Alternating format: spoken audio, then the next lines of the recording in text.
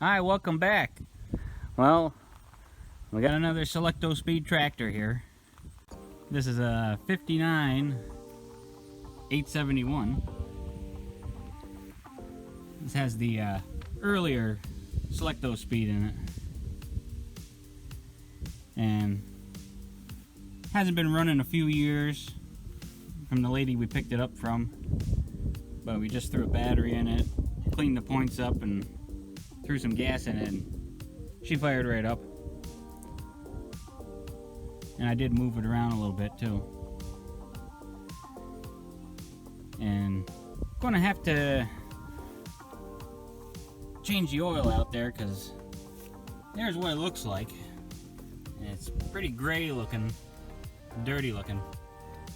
So I'm gonna have to drain that all out and get nice clean oil in this. That's one thing with these Selecto Speeds that you want, is nice clean oil. Then after that, I'll have to take the top cover off here and see about the return spring for the pedal. I'll show you on the other side when we get over there. Also, you can see here somebody made up a pull knob here, wooden knob, to pull the PTO cable out here, to engage the PTO, since they don't have a handle. Another thing this tractor has on it is the vane type Vickers hydraulic pump for the 3-point lift. Most tractors have the piston style pump, which is supposed to be better, but these were the what they had on like the Jubilees or the 800 series or 600 series or the NAAs. And they got a knob here, fast to slow, to adjust the speed of how fast the 3-point lifts up. So that's kind of something different there, and one that actually works, I guess, is pretty good. Let me show you that inching pedal on the other side there. And here's the inching pedal on the other side here. You see that they added this nice spring on here to make sure it returns, because the spring underneath the cover here, I guess, broke. So I have to see how bad that is. And a lot of times, most people don't know how to tow these without having the tractor running, because these Selecto Speeds, once the engine stops, it goes into park and you can't tow it. What you have to do is take this bolt out, stud here, or the nut, and remove this metal clip here, flip it around, use it as a handle, and you turn this, and this has a lever that goes down inside there that slides a coupling that couples the transmission to the rear end. So once you disconnect it, then you can tow the tractor, winch it up on a trailer, move it around without the engine running. A lot of people can mess up a Selecto Speed if they don't do that, or mess something else up. So I'm gonna drain this out here with the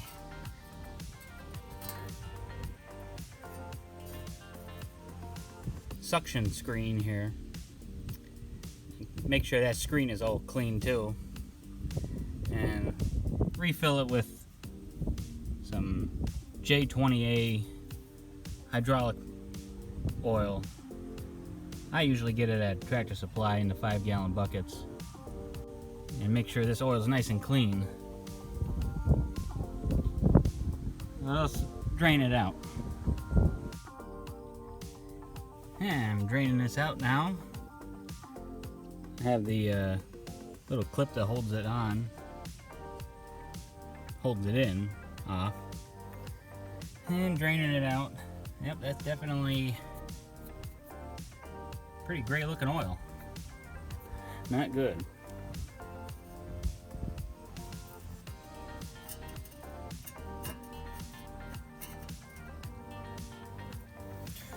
So we'll let this drain all out here and I can pull that screen out then.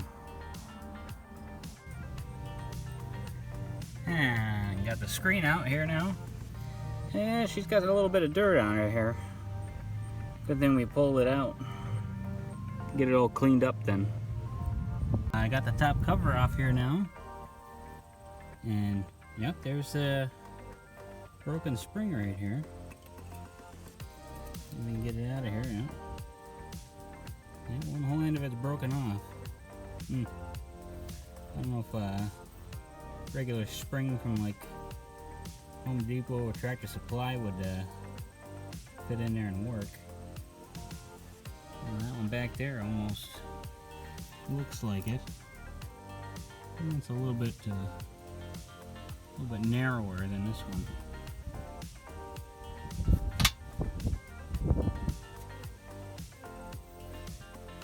And then we can maybe flush this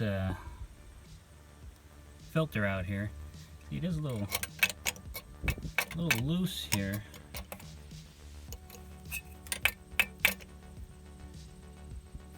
Got a tube on this end there, it hangs down.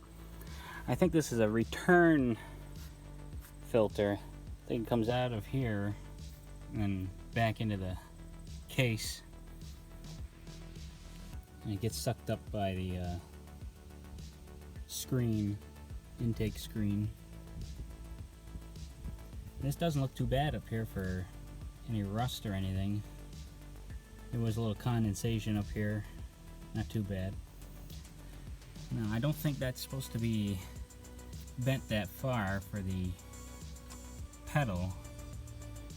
I think these usually kind of get bent out of shape stepping on them, and with that spring on it. Let me go to the other side there. On this side here, you can see the PTO cable here. That looked like that broke off a long time ago. And they had that wood knob on it with a set screw kind of just holding it there. That works for engaging the PTO valve over there. And I didn't know this, but right there's another cable that gets pulled out of this. Another cable right there that's hooked up to the PTO arm, and it goes through this tube back there. And I think that is engaging a hydraulic PTO unit back there. And I don't think the newer ones have that. They just run off of the hydraulics off the valve here. Never knew that. Yeah, so I'm also gonna put some diesel in here and try to flush out any of that sludge or whatever that was on the screen there. Let it kind of run out into the drain before we put all the new stuff in. Well, I've drained out as much as I can with flushing it with some diesel, and I even took this cover off here. This is an access cover. Try to get in there and get some of the sludge out of it. You can see in there, kind of cleaned it up pretty good. So now the next thing is to reseal that cover a little bit. There are a couple little spots. and then try to find a spring for this here. I have to take a look around and see what I got, if I got anything. And that extra cable right there that goes in that tube, that's for a PTO interlock. If you have ground speed PTO lever, which is supposed to be right here, whatever the ground speed is, it spins the PTO the same speed for like manure spreaders and stuff. So that kind of looks like it doesn't go anywhere, so don't have to worry about that. Let me see if I got any springs laying around. I was able to find a spring for this, which works out pretty good. Plenty of spring back. I don't know why they had such a big spring in there to begin with. This is plenty just to hold the pedal up and hold that valve in. So now I gotta unhook this again and get that filter back in there. I did flush that out, so hopefully that's pretty good. Well, I got the cover all on now. Put a little Permatex gasket maker all the way around it, because they had a metal, oh, here it is right here. They had this metal gasket on there, and I didn't see that sealing up too good, so I just ran a bead all the way around the cover. I just got it finger tight right now, letting it set up. And while I had the cover off there, I just dumped the oil right in. A lot faster that way. And I just waited until it started to show in the elbow here. Then I knew it was level.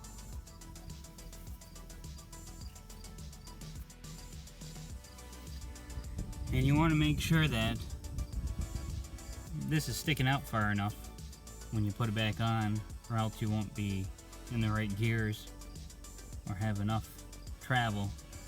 So measure from here to the upper side of the coupling here, the hook, the upper side there. It's supposed to be 2 3/4. Now I'm going to make sure that that's set when you put this back on. And then when you go and put the selector back on it, it has to be in 10th gear so it sticks out far enough. And then once you start pushing on it there, it'll shift back down to park on the selector when you feed it all in here. So now it's got nice clean oil in it there.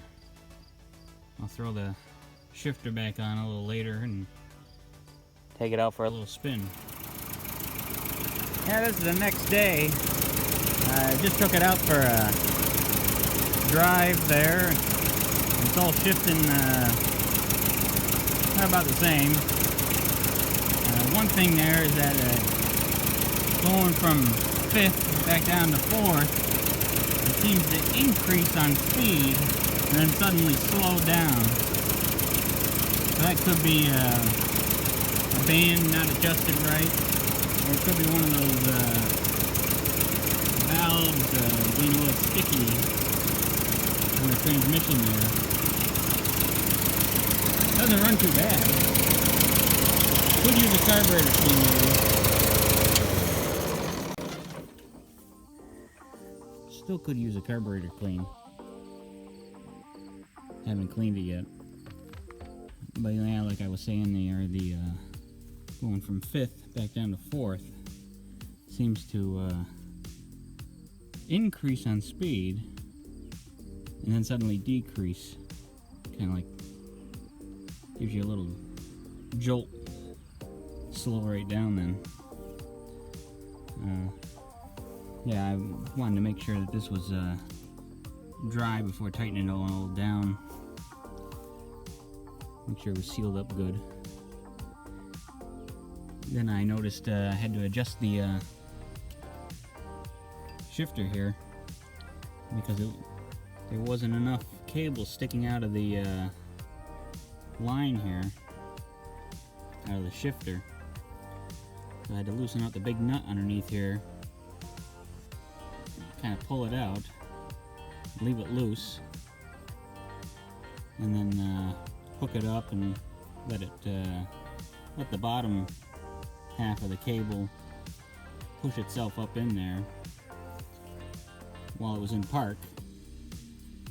And this was still loose enough that I could adjust this to make sure this was in park, and then tighten up the big nut so then you can shift it. So that's all shifting properly in all the gears.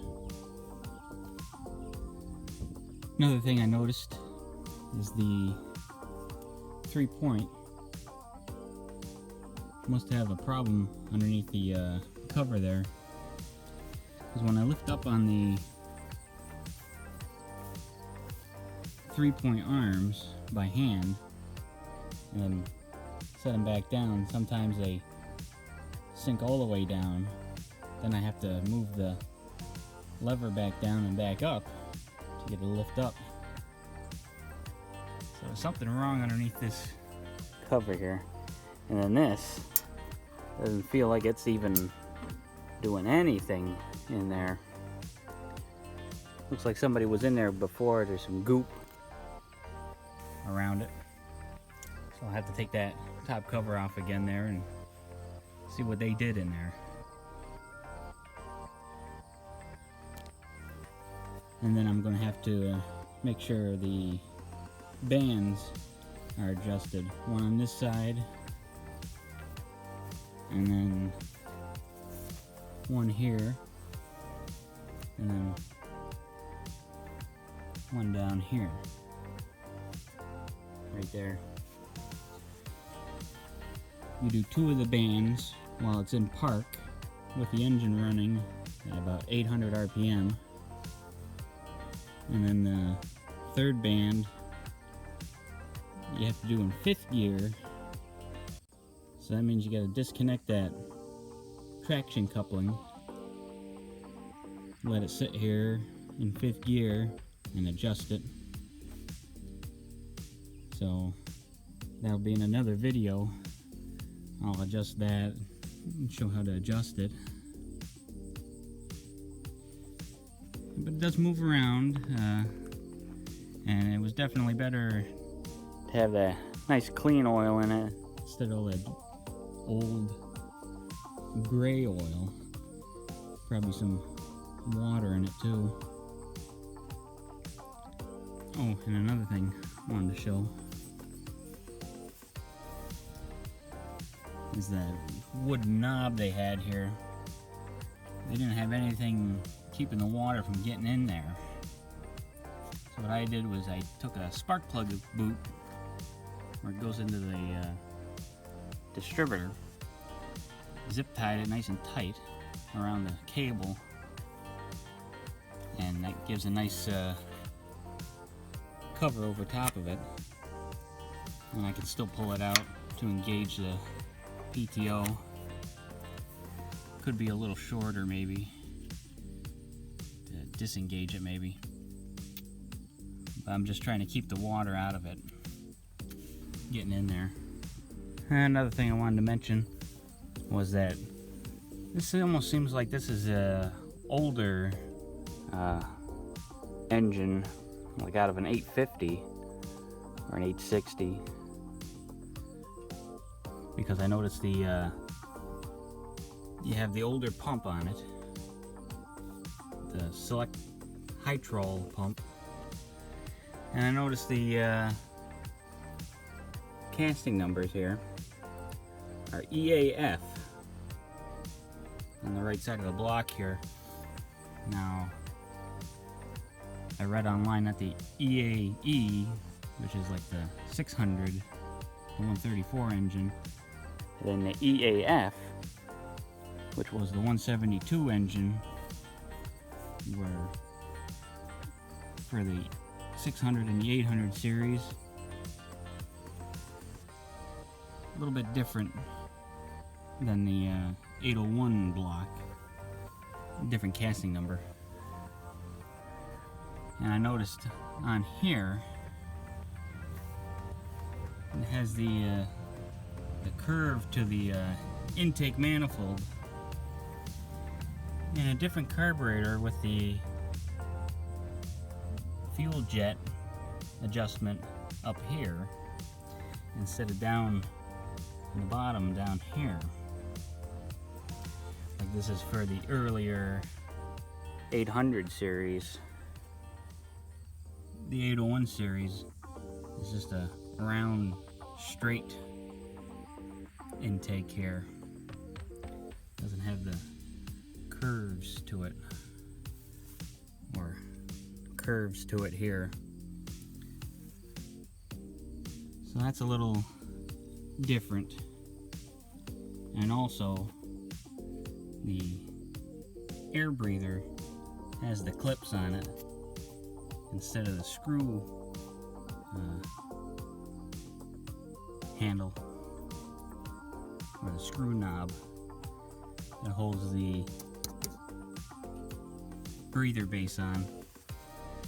Like that's off of an earlier one too. But it works, and it is basically the same engine as the 801, the 172. And I also have another parts tractor there. We might take the sheet metal off it, because this is supposed to have the egg crate grill to it, like the 801s. This is more like the 800 series, or the NAA series grill and hood to it there. So it's not right, but that'll be down the road, maybe. So that about does it for now. Thanks for watching, and I'll see you in the next video.